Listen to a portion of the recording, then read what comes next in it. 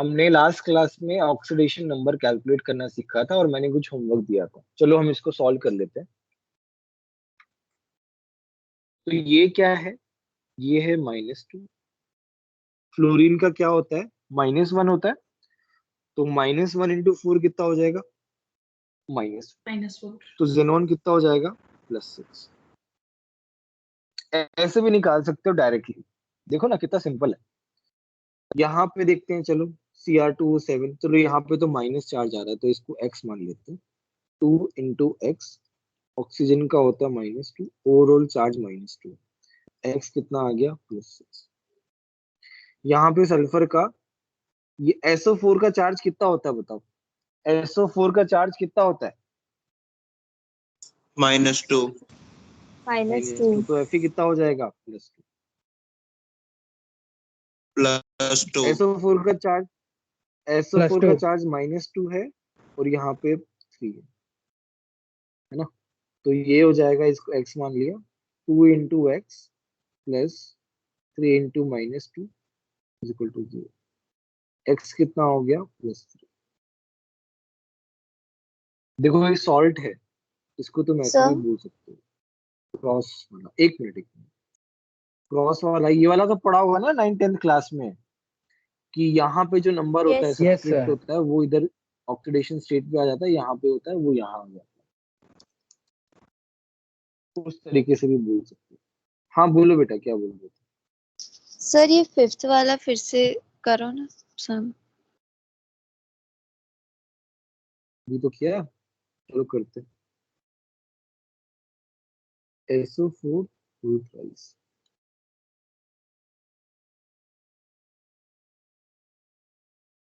तो इसमें क्या है ना, ये Al का मान लिया मैंने x इंटू, SO4 का होता है -2 × 3 = 0। x कितना आ गया? +3 आ गया। और ये सॉल्ट जो है ना, वो हम ऐसे भी निकालते हैं, AX BY है अलग से, तो इसका ऑक्सीडेशन स्टेट +Y होगा और इसका ऑक्सीडेशन स्टेट -6 होगा। पहले कटायन आता है और फिर एनायन आता है, इस तरीके से कॉम्बिनेशन होता है।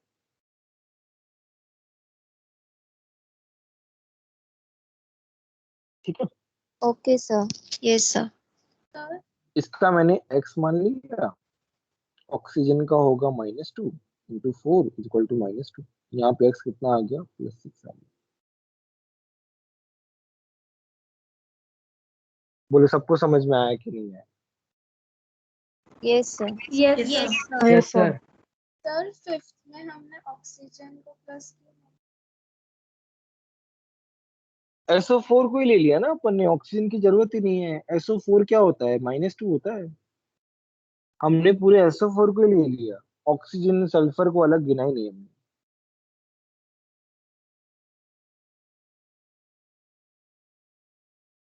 सर हाँ बोलो।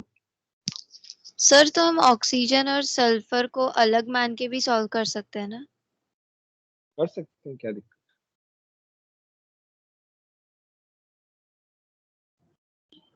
सर पर उससे आंसर डिफरेंट आ रहा है। यस सर डिफरेंट आ रहा है। 12 आ रहा। ठीक है, उससे कर लेते हैं। सल्फर का ऑक्सीडेशन स्टेट क्या लिया तुमने इसमें? 0। 0 थोड़ी होगा सल्फर का। SO4 में -2। वो भी नहीं, वही तो गलती है ना, वो नहीं होगा। मैंने क्या बोला कि सल्फर का ऑक्सीडेशन स्टेट ज्यादा भी हो सकता है, जैसे जैसे SO4 2- का निकाला था ना अपन ने,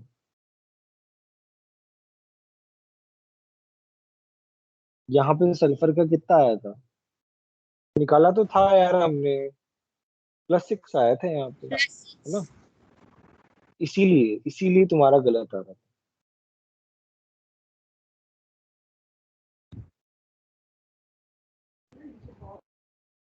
ठीक है, चलो ठीक है। अभी हम जाते हैं इक्विवेलेंट वेट, अगला जो टॉपिक है।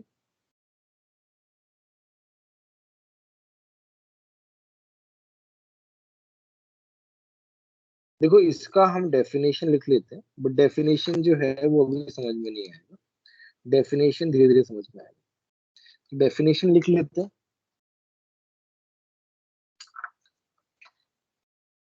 It is defined as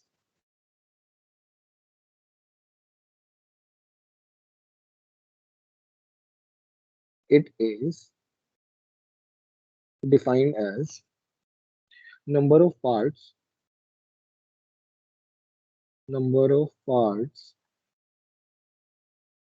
by weight of a given substance of a given substance which combines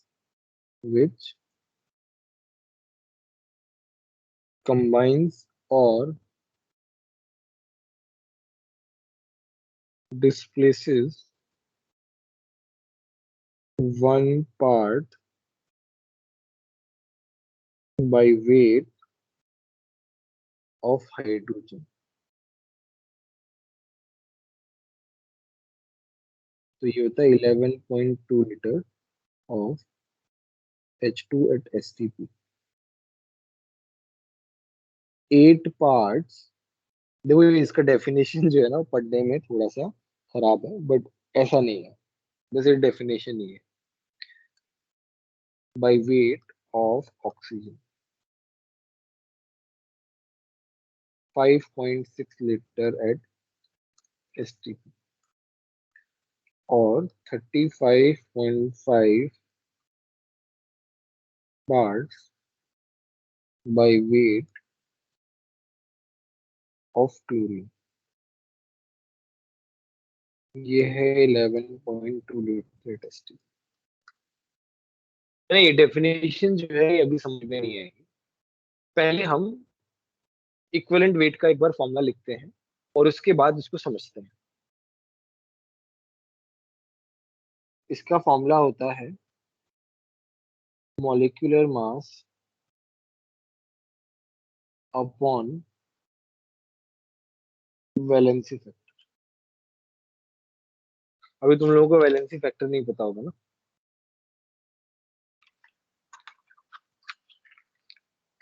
तो वो बताना पड़ेगा।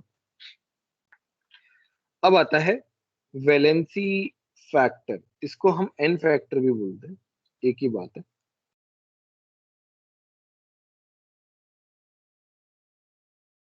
वैलेंसी फैक्टर ऑफ एसिड वो क्या होता है, number of H plus formation.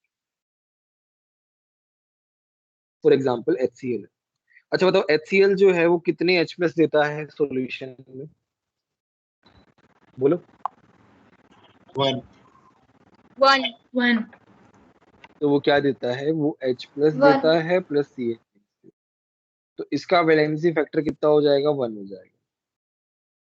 H2SO4 कितना देता है, 2H plus plus SO4 2 minus, तो यहाँ पे वैलेंसी फैक्टर 2 हो जाएगा।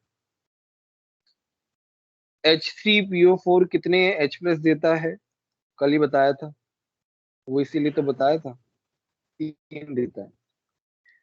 H3PO3 कितने H प्लस देता है, 2 देता है, 2 एसिडिक हाइड्रोजन होते हैं, कल ही बताया था।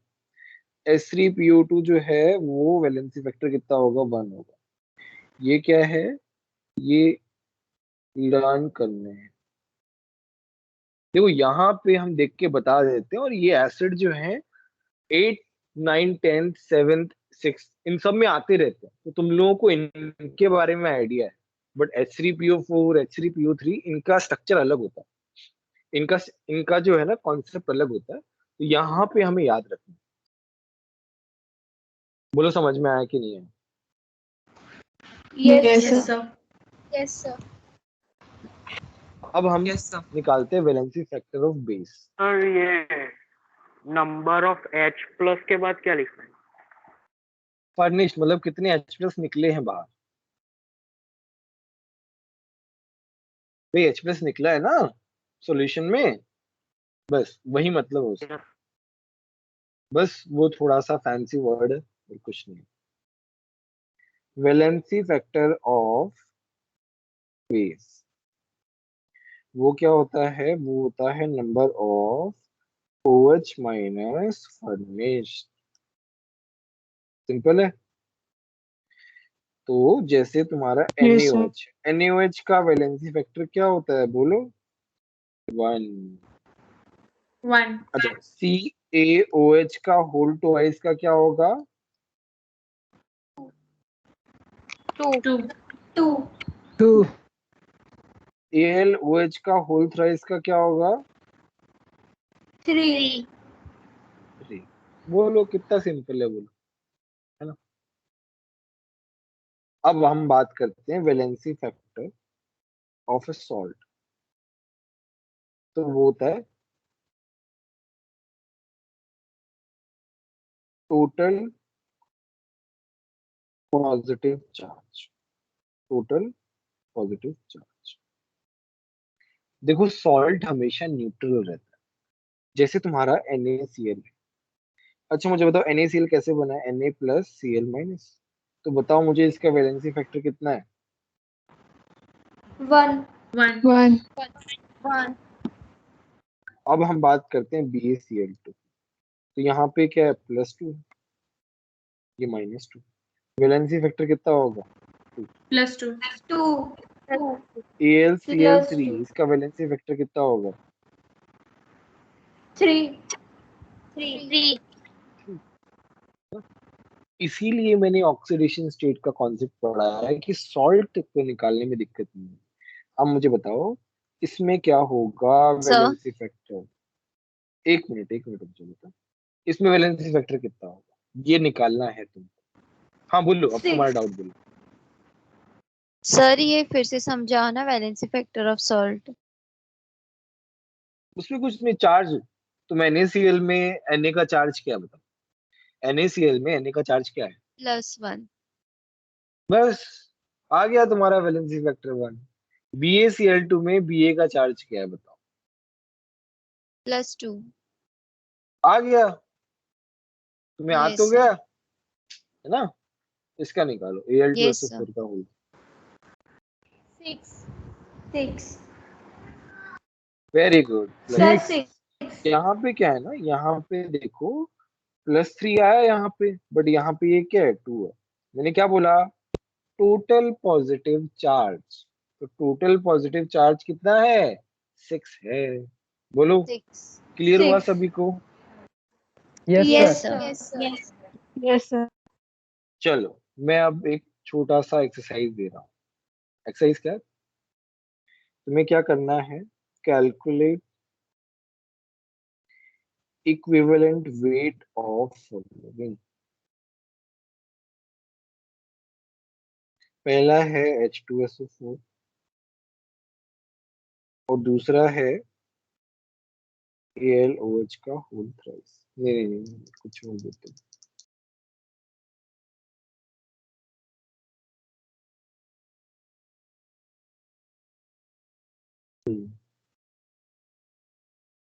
Na2SO4। इन दोनों का इक्विवेलेंट वेट निकालो sir.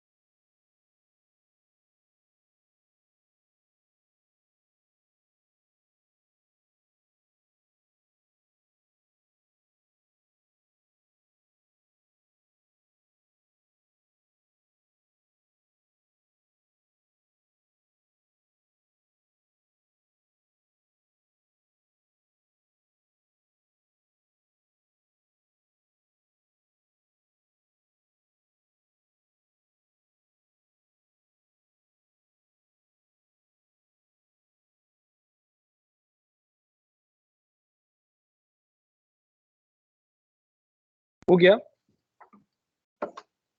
Yes sir. Yes, sir. Completed.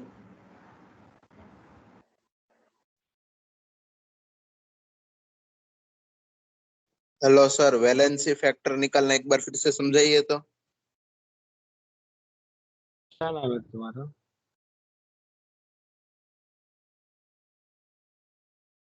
क्या नाम है? बोलो बोलो।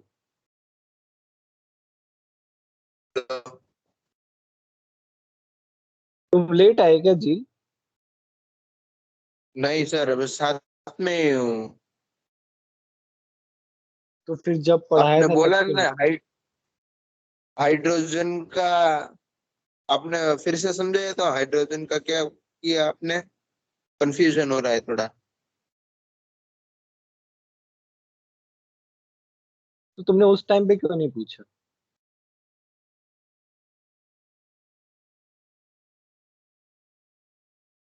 सर सब मुझे लगा कि आंसर सब बोल रहे थे तो मुझे लगा मुझे भी समझ आया, पर अगर अब मैं जब आप करा रहे हो तो मैं करने बैठा तो थोड़ा कंफ्यूजन हुआ तो पूछ रहा हूँ आपको।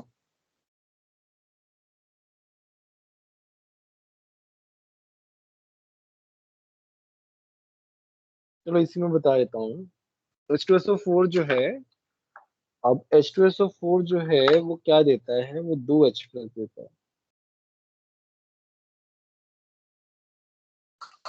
It gives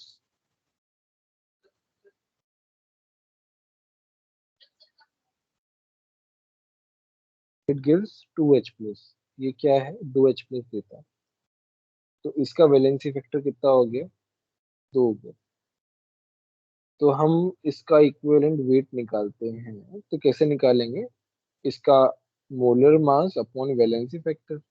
इसका मोलर मास कितना है? 98 है। वैलेंसी फैक्टर 2 है। कितना हो गया? 49 हो गया। ठीक है। सेकेंड वाले में इक्विवेलेंट वेट निकालेंगे। इसका मोलर मास कितना आया बताओ?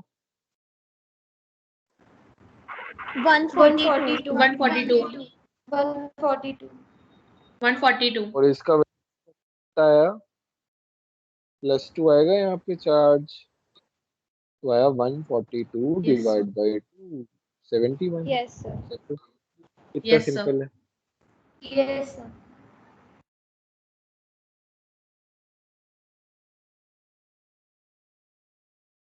ठीक है।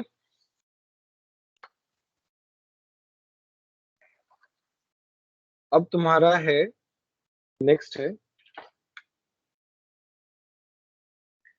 इक्विवेलेंट। इक्विवेलेंट क्या होता है? या फिर हम इसे बोलते हैं नंबर ऑफ ग्राम इक्विवेलेंट। एक ही बात है, दोनों का मतलब एक ही होता है। अच्छा, इक्विवेलेंट या नंबर ऑफ इक्विवेलेंट या number of gram equivalent all are same. इसका फॉर्मूला होता है सिंपल सा, मास अपॉन इक्विवेलेंट मास। या फिर हम इसे ऐसे लिख सकते हैं, मास इक्विवेलेंट मास का फॉर्मूला क्या होता है?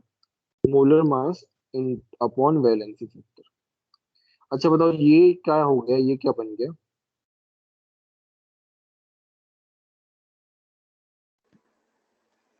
Number of Moles. moles. Number of moles. Very good. तो ये हो गया number of moles into valency factor.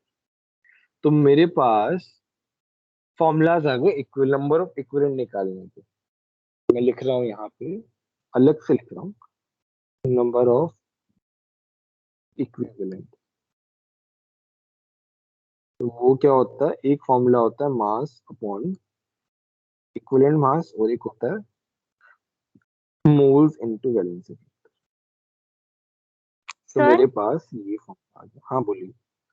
Sir number of equivalent मतलब? समझ में आएगा धीरे धीरे इसका मतलब क्या है। चलो इसका मतलब समझते हैं।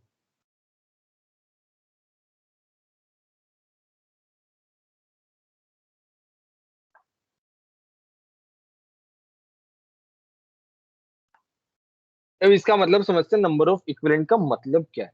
भैया हमने फॉर्मूला तो देख लिया, but what does it mean? ठीक है। अच्छा अभी सब लोग रेस्टोरेंट वगैरह जाते हैं खाने पीने के लिए, तो एक बात बताओ, Yes. गुलाब जामुन किस किस को पसंद है? गुलाब जामुन किस किस को पसंद है? हैंड रेज करो। मुझे वेरी गुड वेरी गुड, काफी सारे लोगों को पसंद है गुलाब जामुन। अच्छा अभी तुम रेस्टोरेंट जाते हो तो एक प्लेट में गुलाब, तुम जब 1 प्लेट गुलाब जामुन ऑर्डर करते हो तो कितने पीसेस आते हैं? 2. 2। 2. और मोस्टली 2 आते हैं, बट कभी कभी एक भी आता है, कभी कभी 4 भी आते हैं, ऐसे भी तो होता है। अलग अलग रेस्टोरेंट पे डिपेंड करता है। Sure, Yes, sir. sir. Yes, sir. अब मतलब कोई रेस्टोरेंट जो है वो 2 भी देता है, कोई रेस्टोरेंट जो है एक ही। नाम क्या है? एक प्लेट। भाई रेस्टोरेंट के मेन्यू में ऐसे 1 गुलाब जामुन प्लेट ऐसे लिखा रहता है ना। अब वो प्लेट में 2 भी दे सकता है, वो 3 भी दे सकता है, वो 4 भी दे सकता है, depends on restaurant. Similar case में अब हम क्या देख रहे हैं, मैं लिख रहा हूं 1 इक्विवेलेंट HCl। अब एक इक्विवेलेंट HCl जो है वो क्या देता है? एक इक्विवेलेंट HCl बोला मैंने, और चलो एक इक्विवेलेंट HCl में लिख रहा हूं 1 मोल HCl। तो 1 मोल HCl कितना देता है? 1 मोल H प्लस देता है, राइट। मैं लिख रहा हूं 1 मोल H2SO4, ये कितने मोल H प्लस आयन देता है बताओ? 2. 2 मोल H प्लस आयन देता है। मैंने लिखा 1 मोल H3PO4, तो ये कितने मोल आयन देता है? 3 मोल। 3 more. ठीक है ना? तो ये क्या है? ये मेरे डिफरेंट डिफरेंट रेस्टोरेंट्स हैं, और वो एक एक प्लेट में अलग अलग टाइप के, कोई 1 गुलाब जामुन दे रहा है, कोई 2 दे रहा है, कोई 3 दे रहा है। ठीक है, अलग अलग सिस्टम है। अब क्या है, सो मच कंफ्यूजन, मतलब how will I get to know कि यार कौन से रेस्टोरेंट जाए जहां, भाई हमें कैसे पता चलेगा कि किस रेस्टोरेंट में कितने गुलाब जामुन, अनलेस हमको किसी ने बताया नहीं तो बात अलग है। बट ये बहुत कंफ्यूजन वाला चीज है ना, कि यार ये अनसर्टेनिटी वाला चीज है। इसको एकदम बैलेंस करने के लिए क्या आ गया? इक्विवेलेंट आ गया। नाउ इक्विवेलेंट का क्या मतलब है? मैं लिख रहा हूं 1 इक्विवेलेंट ऑफ HCl। ठीक है, इसका मतलब क्या है? It will give 1 equivalent of H plus ion. ठीक है, मैं लिख रहा हूं 1 equivalent of H2SO4, it will give 1 equivalent of H plus ion। मैं लिख रहा हूँ 1 equivalent of H3PO4, it will give 1 equivalent of H plus ion। इसने क्या किया? इसने नॉर्मलाइज कर दिया। अब हम इसका मतलब समझेंगे। अच्छा, H2SO4 1 इक्विवेलेंट दे रहा है, HCl भी 1 इक्विवेलेंट दे रहा है, इसका मतलब क्या है? भाई वैलेंसी फैक्टर तो इसका 1 है। भाई इसका वैलेंसी फैक्टर कितना है? 1 है। चलो हम इसको थोड़ा सा स्पेस देके हम सीखते हैं। 1 इक्विवेलेंट ऑफ HCl। तो नंबर ऑफ इक्विवेलेंट का फॉर्मूला क्या होता है बोलो? Number of moles into valency factor. Valency ये factor. 1 है। Number of moles, valency factor कितना है? 1। तो बताओ नंबर ऑफ मोल्स कितना आ गया? 1 आ गया। 1. 1 ठीक है, अब मैंने लिखा 1 इक्विवेलेंट ऑफ H2SO। भाई नंबर ऑफ इक्विवेलेंट जो है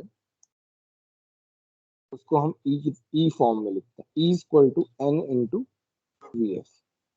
E कितना है? 1। N मुझे पता नहीं, VF कितना है? 2। N कितना आ गया? हाँ, नेक्स्ट है 1 equivalent of H3PO E equal to N into V। E कितना है 1, N कितना है N, VF कितना है 3, N कितना आ गया 1/3।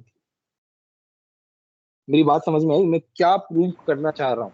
पहले तो यस जो मैंने लिखा है उसको समझो और उसके बाद हम एक कंक्लूजन निकालते हैं कि व्हाट इज इक्विवेलेंट।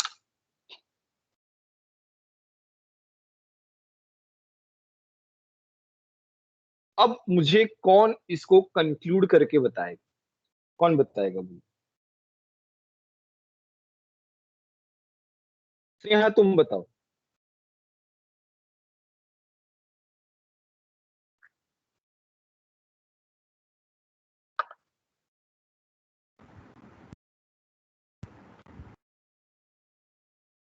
अच्छा, तो नंबर ऑफ मोल्स और नंबर ऑफ इक्विवेलेंट में क्या फर्क है?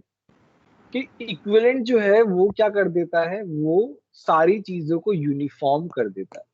जैसे अब मैंने क्या बोला कि भाई इस रेस्टोरेंट में एक प्लेट में 1 गुलाब जामुन मिलता है, दूसरे में एक में 2 मिलता है, तीसरे में एक प्लेट में 3 गुलाब जामुन मिलता है। अब उसने क्या किया, दूसरे रेस्टोरेंट वाले ने जिसमें एक प्लेट में 2 मिलता था, अब वो हाफ प्लेट देने लग गया। अब वो किसके नाम से है? हाफ प्लेट के नाम से। और थर्ड वाला जो है वो 1/3 के नाम से, 1/3 प्लेट। तो इक्विवेलेंट जो है वो बैलेंस कर दिया उसने। उसने देखा कि भाई 1 इक्विवेलेंट का मतलब क्या होता है, 1 equivalent of H plus ion. तो यहाँ पे नंबर ऑफ मोल 1 हो जाएंगे। भाई यहाँ पे 2H प्लस दे रहा है अगर ये 1 मोल वाला, तो ये हाफ मोल कर देगा और ये 1/3 मोल कर देगा। मतलब बेसिकली कहने का मतलब है नंबर ऑफ इक्विवेलेंट जो है वो सारी चीजें बैलेंस आउट कर दे रहा है, अपने को कोई टेंशन लेने की जरूरत नहीं। मोल्स में वेरिएशन था बट इक्विवेलेंट में वेरिएशन नहीं। बोलो ये चीजें रिलेट कर पा रहे हो कि नहीं कर पा रहे हो, ये बताओ। Sir, can you explain it once again? ठीक है, बाकी लोग बताओ कितने लोगों को इक्विवेलेंट कॉन्सेप्ट जो है वो समझ में आया? हैंड रेज करो। Hello sir. हाँ, 1 मिनट रुक जाओ। हैंड रेज करो जिनको इक्विवेलेंट कॉन्सेप्ट समझ में आया, ये रिलेशन समझ में आ रहा है कि नहीं आ रहा।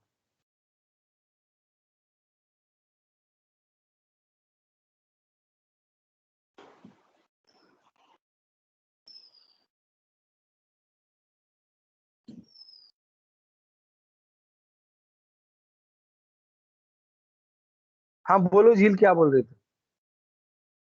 सर मतलब एक इक्विवेलेंट ऑफ HCl है तो उसको 1 मोल HCl कह सकते हैं, ऐसा है?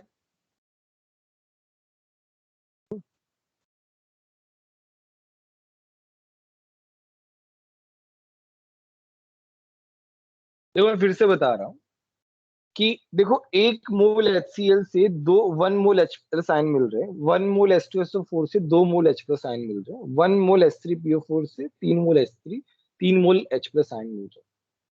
तो यहाँ पे क्या है ना, यहाँ पे वेरिएशन है। यहाँ पे क्या है? वेरिएशन है। यहाँ पे हम क्या बोलेंगे? यहाँ पे हम बोलेंगे number of moles is not equal to number of moles of H plus ion. अब ये वेरिएशन जो था, ये वेरिएशन डिफिकल्ट था अंडरस्टैंड करने के लिए। तो जैसे हमने मोल, अच्छा मोल किस वजह से आया? मोल आया कि भाई वो नंबर था 6 इंटू 10⁻23। वो नंबर जो है, वो फैक्टर जो है वो बहुत बड़ा था। उसको इजी करने के लिए, चीजों को इजी करने के लिए मोल लेके आए। मोल क्या है? एक फैक्टर ही तो है। It is not a concept. Basically concept तो क्या है, उसके बेसिस पे हमने काफी सारे कॉन्सेप्ट बना दिए। बट मोल क्या है? मोल एक फैक्टर है। It is just a factor to simplify things. ठीक है, तो ये भी एक तरीके से फैक्टर ही है। तो यहाँ पे क्या है? यहाँ पे हम बोल सकते हैं number of equivalent is equal to number of equivalent of H plus ion. तो जब तुम एसिड बेस रिएक्शन की बात करते हो, then you don't talk about moles, then you talk in terms of equivalents. You don't talk in terms of moles while acid base calculation. तुम किसके terms में बात करते हो? तुम इक्विवेलेंट की टर्म्स में बात करते हो। क्यों? क्योंकि वो बहुत यूनिफॉर्म है, वो कंफ्यूजिंग नहीं है। हमारा नंबर ऑफ मोल्स काम करता है, रिएक्शन वगैरह में काम करता है, बट एसिड बेस में काम नहीं करता। मतलब काम कर सकता है, बट हम इक्विवेलेंट लेते हैं, प्रेफर करते हैं इक्विवेलेंट वाली चीज।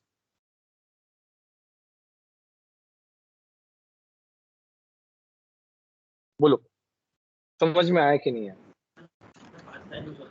Yes, sir. Yes, sir. Yes, sir. Yes, sir. Very good, very good, very good.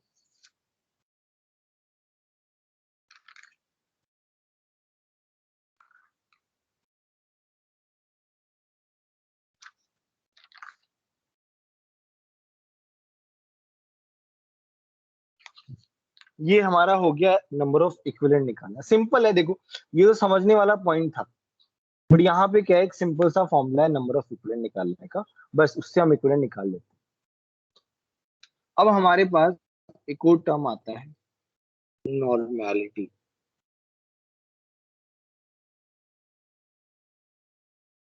अच्छा, तुमने अगर ऑब्जर्व किया हो तो मोलैरिटी क्या होती है? मोलैरिटी में मोल्स अपॉन वॉल्यूम आता है। नॉर्मेलिटी में क्या आता है? Number of equivalents upon volume. Molarity में क्या आता था? Number of moles upon volume. Normality में क्या है? Number of equivalents upon volume. तो नंबर ऑफ इक्विवेलेंट क्या होता है? Moles into valency Moles factor. into valency factor. Upon volume. Moles upon volume क्या होता है? Molarity Yes, sir. Into valency.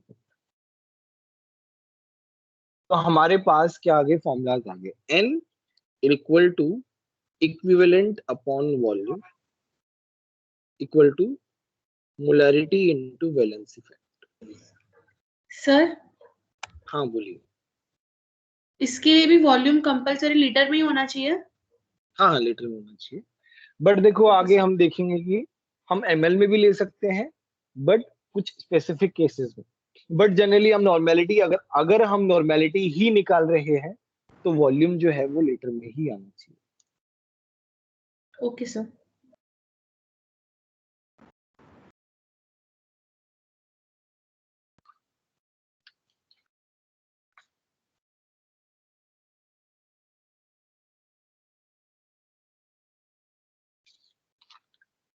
चलो एक क्वेश्चन देता हूँ मुझे।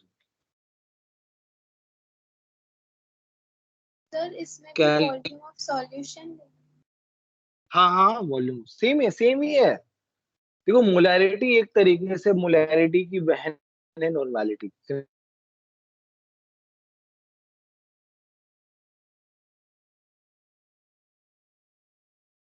तो आ गया, यहाँ से नंबर ऑफ इक्विवेलेंट का एक फॉर्मूला आ गया ना। नंबर ऑफ इक्विवेलेंट्स वो क्या होता है? Normality into volume. बहुत इंपॉर्टेंट फॉर्मूला है ये।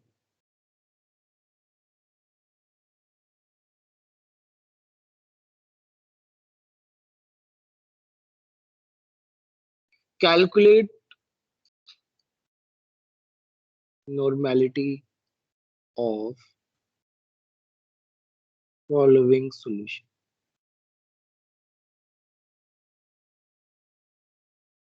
पहला है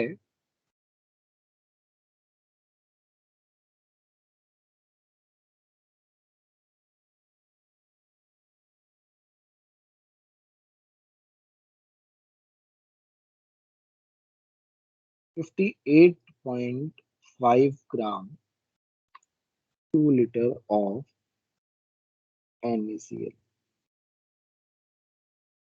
दूसरा है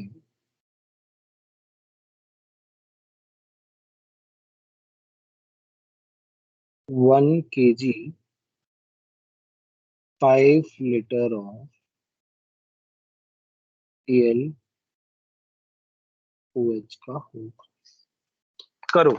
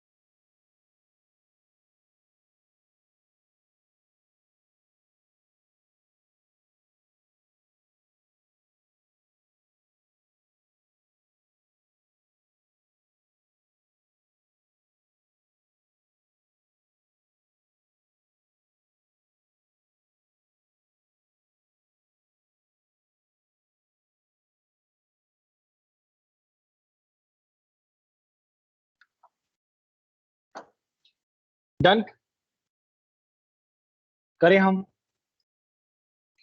तो मेरी आवाज तो आ रही है ना? Yes sir. Yes sir. चलो पहले वाला करते हैं। तो पहले वाले में नॉर्मेलिटी का फॉर्मूला क्या होता है भाई? Number of equivalent. चलो सिंबल रिप्रेजेंटेशन करते हैं। तो ये क्या होता है? Moles upon volume into valency factor. Moles कितना हो गया? 58.5 मास है अपॉन इसका मॉलिक्यूलर वेट भी इतना है। ये क्या हो गया? मोल्स हो गया अपॉन वॉल्यूम। वॉल्यूम कितना है? 2। वैलेंसी फैक्टर कितना है? 1। कितना आ गया बताओ? 0.5 नॉर्मेलिटी आ गई। एन कैपिटल एन से रिप्रेजेंट करते हैं इसको। दूसरे वाले में हम क्या करेंगे? सर स्क्रीन लैग हो रही है। सबके साथ ऐसा हो रहा है? No sir. No sir. Yes sir. Yes sir. Yes sir. कोई नहीं, थोड़ा धीरे धीरे आ जाएगा ना, कभी कभी नेटवर्क का इशू हो जाता है। तो यहाँ पे 1 kg का मतलब क्या है? 1000 ग्राम अपॉन AlOH3 का मॉलिक्यूलर मास कितना आया? बोलो। 12.8। 78। 78। तो ये आ गया 78। ये आगे मोल्स। वॉल्यूम कितना है? 5। वैलेंसी फैक्टर कितना है? 3। कितना आ रहा है बताओ इससे?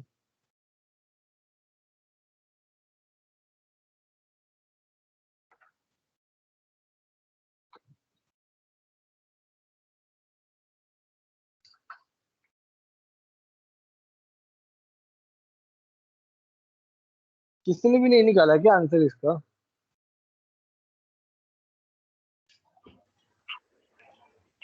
सेकंड वाला नहीं किया सर। 7.692 जैसा है।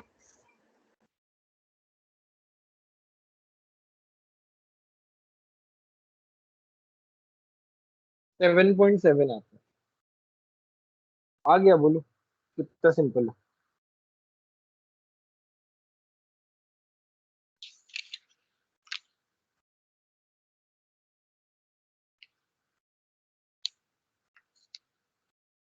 सर फर्स्ट नंबर का है उसमें हाइड्रोजन एटम तो है ही नहीं, तो ये वैलेंसी फैक्टर का कैसे आया? ये अभी भी थोड़ा कंफ्यूजन है। क्योंकि तुम आए नहीं ना, स्टार्टिंग में तुम आए नहीं, लेट ज्वाइन किए, पता ही नहीं NaCl क्या होता है। कैसे आएगा समझ में? बाद में आते हो और बोलते हो, सब कुछ पूछते हो, तुम्हें पता ही सर नहीं NaCl स्टार्टिंग में सॉल्ट है। अरे यार क्या मुझे बेवकूफ बना रहे क्या यार तुम? तुम्हें पता ही नहीं NaCl क्या है यहाँ पे सॉल्ट का। अब तुम आए हो 15 मिनट लेट, 20 मिनट लेट, कैसे समझ में आएगा तुमको? ये समझा रखा है NaCl का वैलेंसी फैक्टर 1।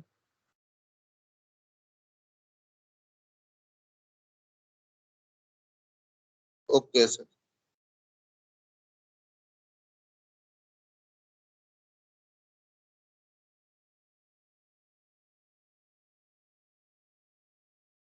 ठीक है, नॉर्मेलिटी हमारा हो गया है। Very good. अच्छा अभी हमारा क्या होता है? अभी हम एक पॉइंट और कवर करते हैं।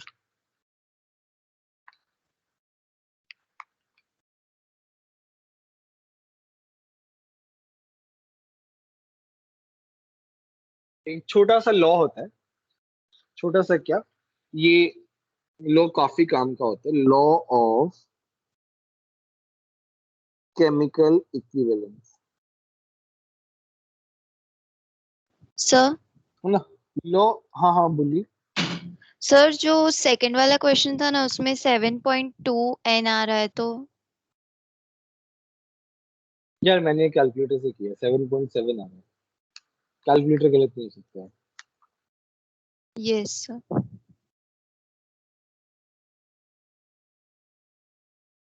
ना लॉ ऑफ केमिकल इक्विवेलेंस क्या बोलता है कि किसी भी केमिकल रिएक्शन के लिए पूरा for any chemical reaction, for the chemical reaction, for a chemical reaction, number of equivalents of all the species involved, all the species involved are equal. इसका रिएक्शन से समझाऊंगा इसका मतलब क्या है. Let's say you have a reaction, ठीक है, मैं क्या लिखूंगा, number of equivalent of A is equal to number of equivalent of B is equal to number of equivalent of C is equal to number of equivalent of D. सबसे बड़ा जो इसका फायदा है, इसका एप्लीकेशन है, वो केमिकल रिएक्शन में है. देखो, इक्विवेलेंट कॉन्सेप्ट से हमें उसको बैलेंस करने की जरूरत ही नहीं है. We don't have to balance the chemical reaction. Chemical equivalence जो कॉन्सेप्ट है वो इक्विवेलेंट कॉन्सेप्ट करके ही हम निकाल सकते हैं. हमें इसका जानने की जरूरत नहीं है कि बी का कोएफिशिएंट क्या है. हमें जानने की जरूरत ही नहीं है भाई. इक्विवेलेंट निकालने के लिए कहीं हमें वो जरूरत है ही नहीं कि बी का कोएफिशिएंट कितना है. हम तो सीधा नंबर ऑफ इक्विवेलेंट निकाल के भी कर सकते हैं. हमें बैलेंस रिएक्शन की जरूरत ही नहीं है. Balanced reaction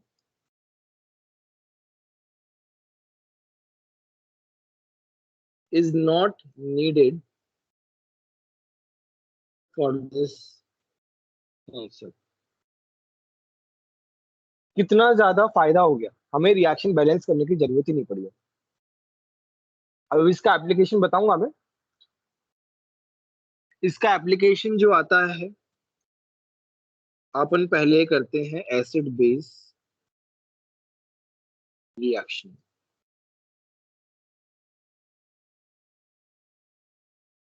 acid base reaction में अपन क्या बोलते हैं, for complete neutralisation, for complete neutralisation number of equivalent of acid should be equal to number of equivalent of base. अब इसका मैं एग्जांपल देके समझाता हूं, उसके बाद तुमको अच्छे से समझ में आएगा. लेट्स से मेरे को रिएक्शन दी हुई है HCl प्लस CaOH का होल ट्वाइस, तो मेरे पास बन रहा है CaCl2 प्लस H2. देखो, मैं इस रिएक्शन को बैलेंस कर नहीं रहा, जरूरत ही नहीं है. अब मेरे को क्या दिया हुआ है, मेरे को दिया हुआ है 2 मोलर दिया हुआ है, ये 200 ml दिया हुआ है. ये मेरे को दिया हुआ X मोलर 500 ml दिया हुआ. मेरे से पूछा है कि X क्या होगा. अब हमारा कॉन्सेप्ट क्या कहता है कि नंबर ऑफ कंप्लीट न्यूट्रलाइजेशन दिया हुआ है, कंप्लीट न्यूट्रलाइजेशन इज गिवन, तो मैं क्या लिखूंगा, number of equivalent of HCl equal to number of equivalent of CaOH का होल ट्वाइस. अच्छा बता, मोलैरिटी दिया है, वॉल्यूम दिया है, इक्विवेलेंट कैसे निकालेंगे हम. यहाँ पे हम क्या लिखेंगे, इक्विवेलेंट का फॉर्मूला क्या था वॉल्यूम के रेस्पेक्ट में, बोलो. इक्विवेलेंट का फॉर्मूला क्या था वॉल्यूम के respect. Normality moles into valence factor divide by volume. Normality into volume. नहीं, नॉर्मलिटी इनटू वॉल्यूम है ना, नॉर्मलिटी इनटू वॉल्यूम. यहाँ पे हम यही लिखेंगे, क्या लिखेंगे, normality into volume is equal to N2V2. Normality हम कैसे निकालते हैं, M1 into valency factor, right, into V1, ये निकालेंगे इनटू VA. पहले बताओ यहाँ ये वाला पार्ट समझ में आया कि नहीं, फॉर्मूला वाला पार्ट. Yes sir. बस. Yes, अब यहाँ sir. पे HCl की मोलैरिटी कितनी है, 2 है. HCl का वैलेंसी फैक्टर कितना है बताओ? HCl का वैलेंसी फैक्टर कितना है? 1। 1. 1. HCl का 1. वॉल्यूम कितना है? 200। 100. देखो यहाँ पे भी ml में है, यहाँ पे भी ml में है, तो अब हमको ml से लीटर में कन्वर्ट करने की जरूरत नहीं है। हमें क्या है? जरूरत नहीं है। यहाँ पे हम क्या लिखेंगे? x वैलेंसी वेक्टर कितना है COH का होल ट्वाइस का? 2. CaOH का होल ट्वाइस का वैलेंसी वेक्टर 2 है, और 2. वॉल्यूम कितना है? 500। 500. x बताओ कितना आ जाएगा? 2 से 2 गया, इससे ये गया, कितना आ गया? 2/5.4 मोलर आ गया मेरे पास। बोलो समझ में आया कि नहीं आया?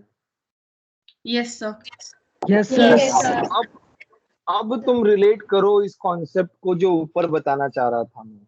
अब बोलो इसमें कोई डाउट है क्या, कोई भी पूरे कॉन्सेप्ट में?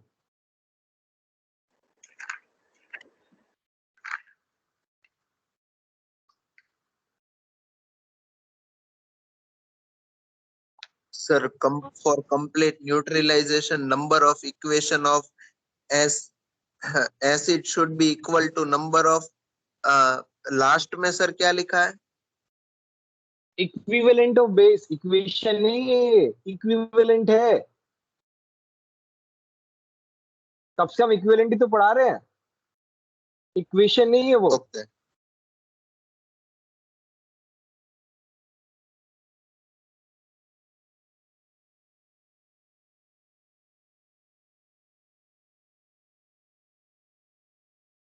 तो एसिड बेस के लिए हम क्या करते हैं? हम जनरली नॉर्मेलिटी ही लिखते हैं। हम क्या लिखते हैं? नॉर्मेलिटी ही लिखते हैं। ध्यान रखना, एसिड बेस के लिए हम नंबर ऑफ मोल्स हम नहीं निकालते, हम क्या निकालते हैं? नॉर्मेलिटी। हम क्या निकालते हैं? Number of normality. इक्विवेलेंट्स। ठीक है? Yes sir.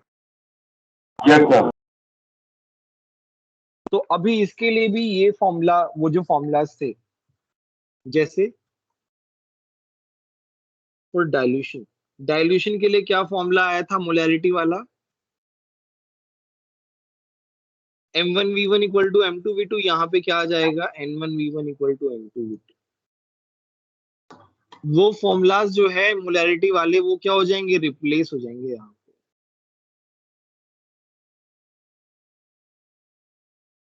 ठीक है? और N mixture for mixture of two solution, उसके लिए क्या फॉर्मूला था मोलैरिटी का? M1V1. Very M1V1 good. plus M2V2 equals to M3V3. V1V3. इसी तरीके से था मिक्सचर का, बोलो। Yes, sir. Yes. ठीक है, तो हम अभी कुछ क्वेश्चंस करते हैं फटाफट।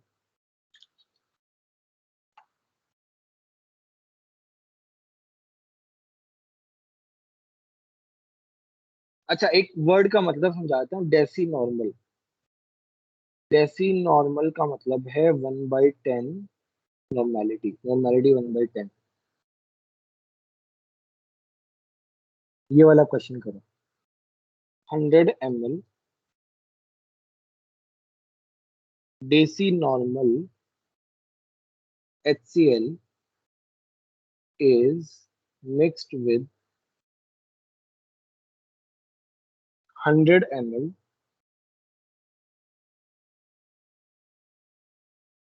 Semi normal. सेमी नॉर्मल का मतलब हाफ होता है। H2SO4 solution। Calculate normality of mixture।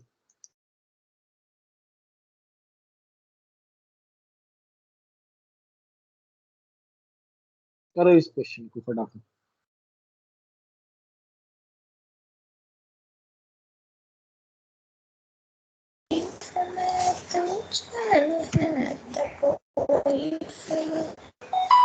जिससे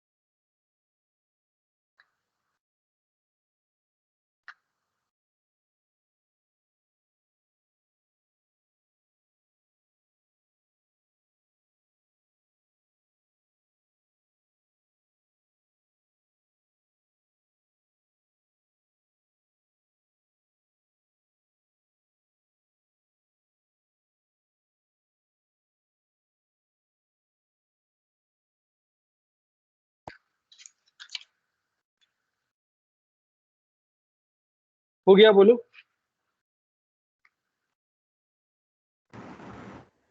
Yes. Yes sir. Formula Sir. क्या आएगा? n equal to n1v1 plus n2v2 upon v1 N2 plus v2। n1 कितना है? 1/10 है। वॉल्यूम कितना है? 100 है। दूसरा कितना है? 1/2 है। 100 है अपॉन 100 प्लस 100 कितना आया बोलो? 0.3 normality.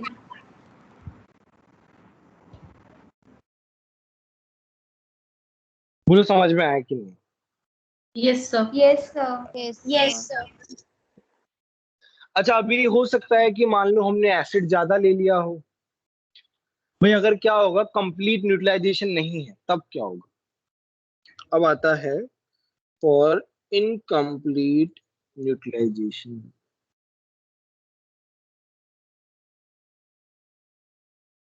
मतलब इनकम्प्लीट न्यूट्रलाइजेशन का क्या मतलब है? या तो एसिड एक्सिस में होगा या बेस एक्सिस में होगा। बोलो। Yes, sir. यस यस अब मान सर। लो मेरे पास एसिड जो है वो एक्सिस में है ना? तो उस केस में हमारे पास क्या बचेगा सॉल्यूशन के अंदर? H प्लस बचेगा, राइट? भाई बेस तो खत्म हो जाएगा। Yes, sir. तो हम क्या हम लिखते हैं इक्विवेलेंट ऑफ एसिड माइनस, जो ज्यादा है उसको पहले लिखते हैं equivalent of base upon volume. ये आता है इक्वल टू, ये किसका फॉर्मूला है? इक्विवेलेंट ऑफ, ये तो इक्विवेलेंट टोटल आ गया, ये आ गया नॉर्मेलिटी ऑफ एक्सेस एसिड। देखो ना, यहाँ पे क्या आ जाएगा? n1v1 minus n2v2 upon v1 plus v2। Access में जो होगा उसके लिए है। सिंपल सी बात है भाई। Yes. बाकी जो बेस है वो न्यूट्रलाइज हो जाएगा। इस पे क्वेश्चन करें? बोलो पहले बताओ, ये वाला कॉन्सेप्ट समझ में आया कि नहीं है? Yes, sir. Yes. Yes sir. Yes sir. Sir, हाँ हाँ बोलो। sir, please repeat this. हाँ हाँ, इसमें कुछ नहीं है। देखो, जैसे मान लो एसिड जो है वो 5 इक्विवेलेंट है, 5 इक्विवेलेंट है। बेस जो है वो 2 इक्विवेलेंट है ना? तो मुझे एक बात बताओ, और वॉल्यूम सभी का सेम है, तो कौन ज्यादा बचेगा? एसिड ज्यादा बचेगा। Yes, sir. कितना बचेगा? 3 बचेगा, क्योंकि 2 तो उसका कंज्यूम हो गया Yes. है ना? तो 3 जो है वो एसिड जो एक्सेस में है उसका इक्विवेलेंट हो गया एक तरीके से। Yes sir. तो तुम्हारे पास है 200 ml N/10 H2SO4 है प्लस 300 ml N/100 NaOH। तुम्हें क्या निकालना है? नॉर्मेलिटी ऑफ मिक्सचर निकालो।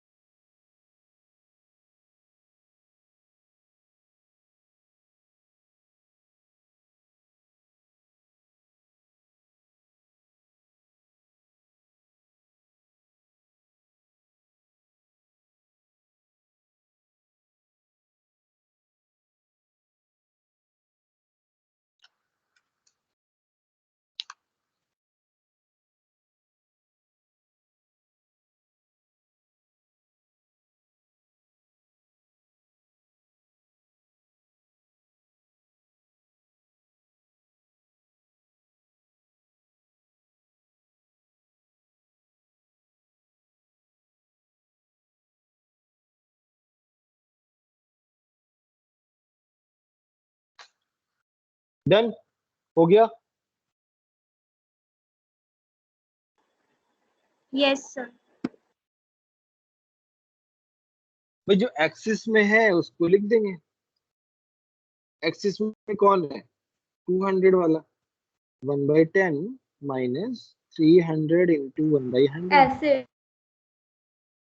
Upon 200 plus 300। देखो कितना सिंपल है यार।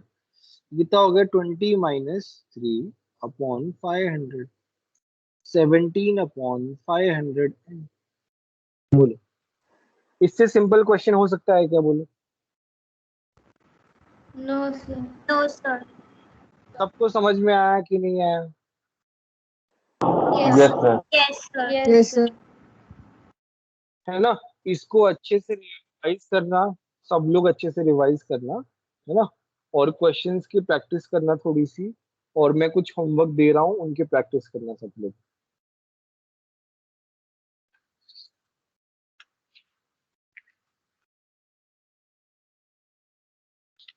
एक तो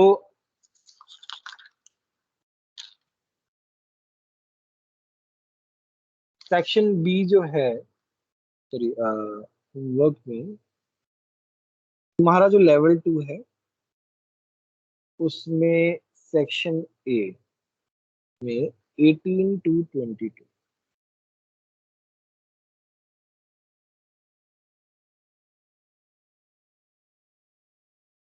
ठीक है? यस और क्या सर। करना है?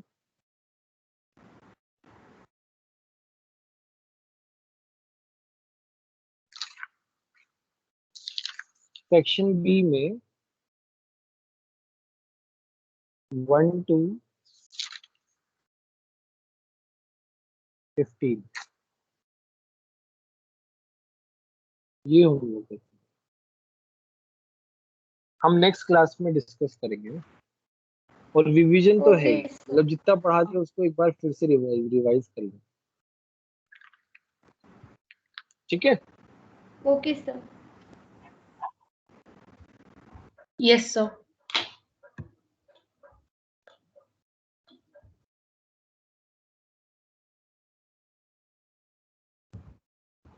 Hello sir.